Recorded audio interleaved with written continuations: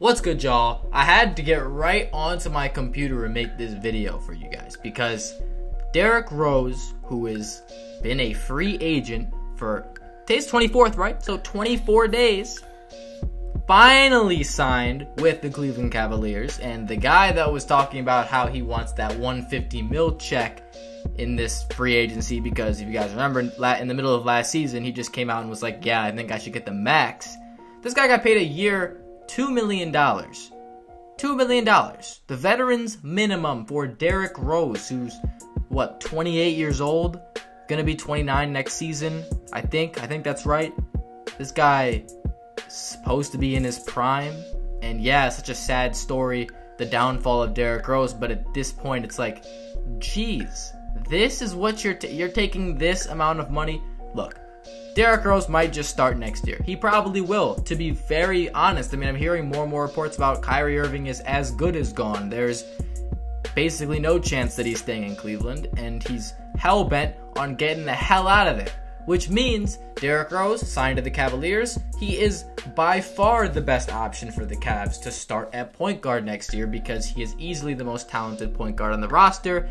He is the guy for this team now, because the Cavs couldn't get their hands on another point guard, and this is, I guess, a good bargain.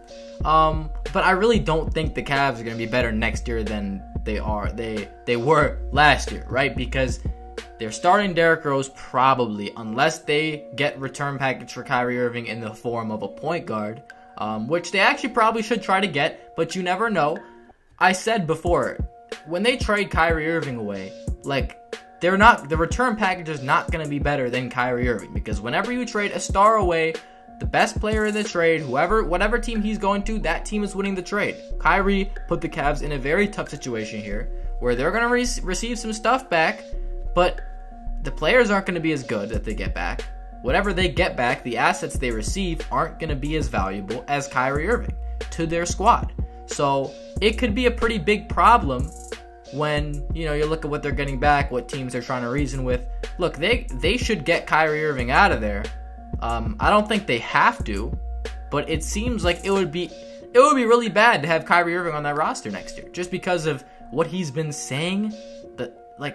Do you really think those guys are going to get along now? You really think the Cavaliers like Kyrie Irving after this? Their organization, their roster, they don't want anything to do with him. They shouldn't. So they should want to get him out of there.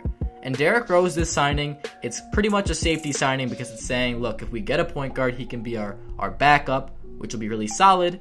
Or if we don't get a point guard, he's there to start for us, and changes the dynamic a little bit. And mostly what I'm thinking about here is, how do Derrick Rose and LeBron James, you know, work together? Because Derrick Rose is a player that you need to have the ball in his hands when he's on the court to be effective. Derrick Rose cannot be effective off the ball. He can't shoot threes, and he can't guard.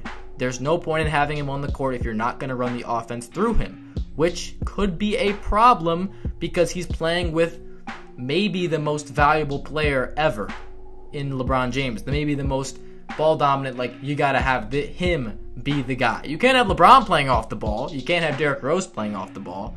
So unless it's just, you know, they switch off every possession, or like they just pass it back and forth to each other, I don't know how this is going to work, because you're always going to be able to help off of Derrick Rose. He might be a liability, you know, for players on that team, especially LeBron. If LeBron's trying to drive and create something, Derrick Rose's man will always help on the drive. He will always come and stop the drive, leaving Rose open. And I don't think the Cavs are really worried about, I don't think the other team's worried about Derrick Rose shooting threes. And three-pointers, as we know, are one of the most important facets of today's game in the NBA, and LeBron James and Derrick Rose will not mix there. I don't really know how Derrick Rose and LeBron James will mix. Derrick Rose is a scoring player, and you think of LeBron as, you know, his best attribute, most likely his playmaking.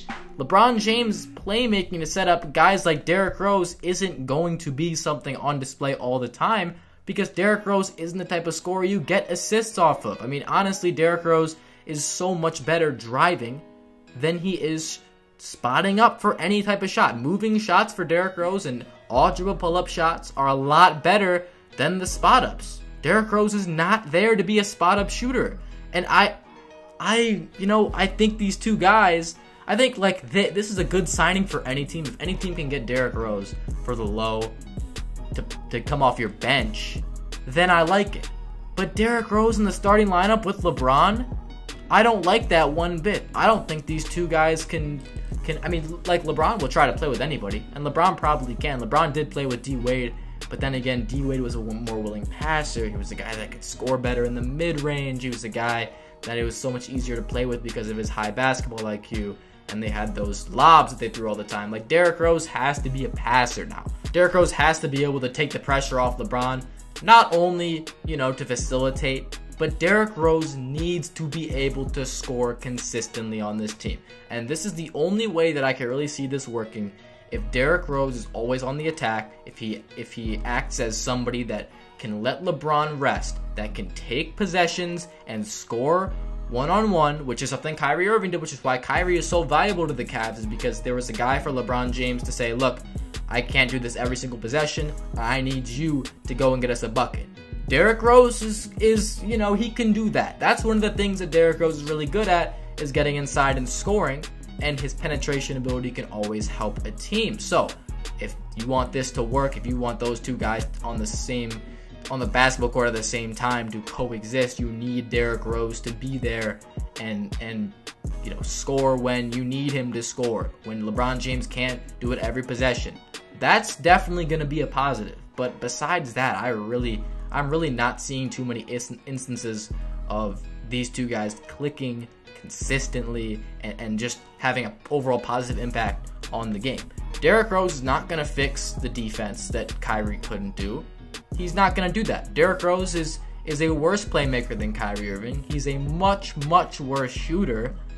And, his driving ability is still the facet of his game that sets him apart from players. But, man, I don't like this signing unless Derrick Rose is your bench guy that comes in and helps the second unit get some points when LeBron's off the court. I think if LeBron's not on the court, you have to have Derrick Rose on the court. That's what I think you really got to do here, because it doesn't help at all if you're gonna have these two guys. It's not. I don't see it working. I don't see it working with them on the court for a lot of time. Like, you can have them on the court for a little bit, but you got to have Derrick Rose on the court every single minute LeBron is in. That's just how I'm thinking of it, because you want to play Derrick Rose some good minutes. He's a talent, but I can't see him starting. I don't think he's supposed to be a starter in the NBA anymore. I've said this multiple times, but it all really depends on what they get back for that Kyrie Irving trade. I mean, it's simple. If Kyrie Irving can get you back some assets, get you back a solid starting point guard, maybe this is a really good sign. But I really only think I think Cleveland's just like, okay, we need more talent on our team that we can get for the low. And they got Derrick Rose for the low for $2 million, which is nothing, which is good. It's good they got him for cheap, but I mean, seriously, like, they only got him because he was cheap. They only got him because he's a guy that's established. He's a big name, and he's cheap. That's the only reason why they got him. He's talented, but he doesn't fit with the team. So I don't know. It's going to be very, very interesting to see. I really am curious to see how this goes down. I don't think it's going to work well, but hey, Derrick Rose was now an expendable player. He's cheap, so if they want to dump him in the middle of the season to some other team, they can do that, because people will be willing to take on his contracts. I think a lot of teams will be willing to say, okay, Derrick Rose, you're a cheap bargain player, and we can find a way to put you in our system. I think teams will be thinking that, and this is only a one-year deal. So if Derrick Rose, if things don't work out there, he can just hop onto another squad. That's fine. All right, that's gonna do it for this video. Basically just here to deliver this news, big news, because of the big name that Derrick Rose is, and just because he's going to the Cavs. Cavs are a very important team in today's NBA, if you guys didn't know. Yeah, that's gonna do it. Leave a like if you enjoy. Comment what you think about this trade. What is wrong? Okay, yeah, we gotta end this video. Comment what you think about this signing. Subscribe if you're new. And yeah, I'm out. Thanks for watching, y'all. Peace.